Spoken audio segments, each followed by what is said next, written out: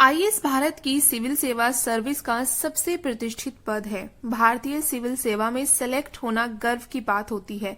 यह आपको सिर्फ नौकरी ही नहीं बल्कि सम्मान और देश की सेवा करने का मौका देती है। सिविल सेवा के जरिए 24 सर्विस के लिए परीक्षा ली जाती है, जिसमें आईएफएस, आईपीएस, आईआरएस जैसे ग्रेड ए पद शामिल हैं।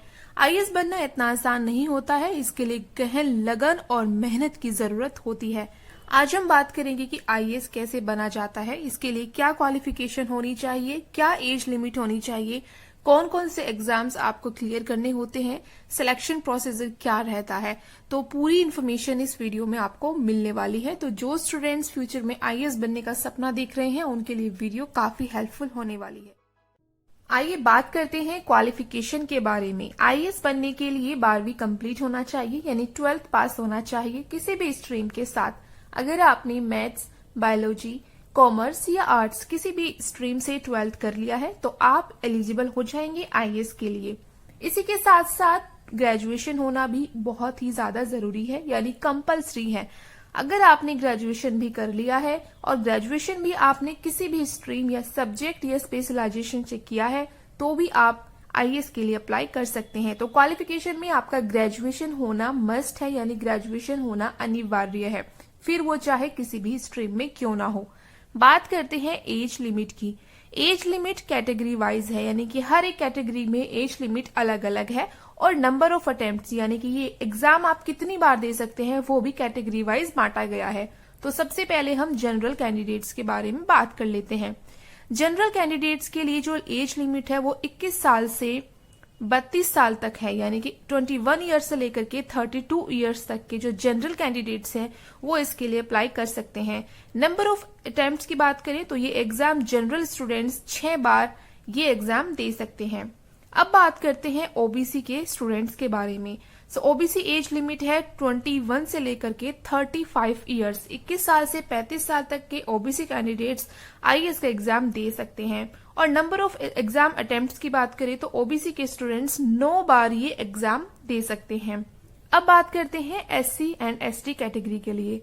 एससी और एसटी कैटेगरी में जो एज लिमिट है वो है 21 साल से 37 साल तक, यानी 21 ईयर्स से लेकर के 37 ईयर्स तक के जो कैंडिडेट्स हैं एससी एसटी के वो ये एग्जाम दे सकते हैं। और इसमें कोई भी लिमिट नहीं है, number of attempts no limit, आप जितनी बार चाहे उतनी बार ये एग्जाम दे सकते हैं।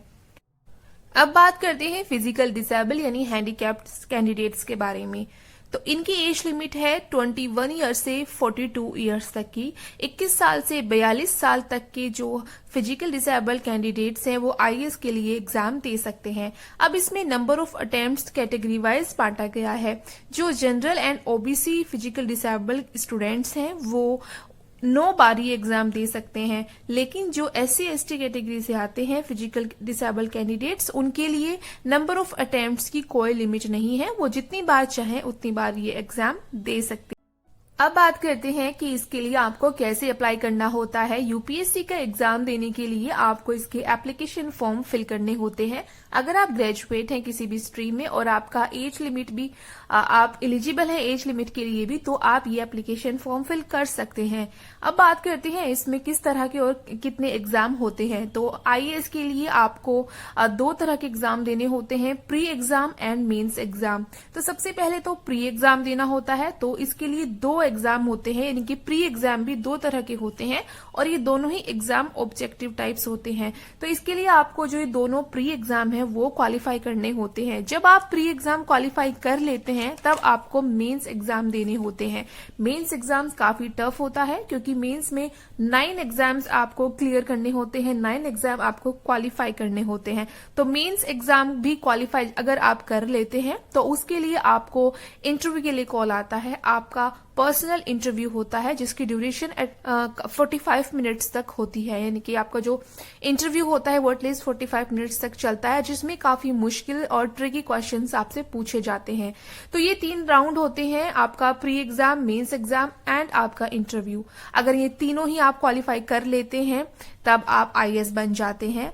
सो गाइज अब बात कर लेते हैं कि आईएएस ऑफिसर्स की जो पोस्ट होती हैं वो कौन कौन सी होती हैं। तो इसके लिए एसडीओ होता है, एसडीएम होता है, जिला मजिस्ट्रेट होता है, जिला कलेक्टर होता है और डिप्टी कमिश्नर होता है। तो कुछ पोस्ट होती हैं जो आपको मेरिट के अकॉर्डिंग आपको दी जाती हैं। आईएएस के लिए गाइस आपको प्रिपरेशन करना बहुत ही ज्यादा जरूरी होता है। ये बहुत ही टफ, इंडिया का अगर हम सबसे टफ एग्जाम माने तो आईएएस एग्जाम होता है। तो इसके लिए आपको बहुत मेहनत, बहुत ही ज्यादा स्टडी की जरूरत होती है। सेल्फ स्टडी के साथ साथ आप कोचिंग की भी हेल्प ले सकते हैं।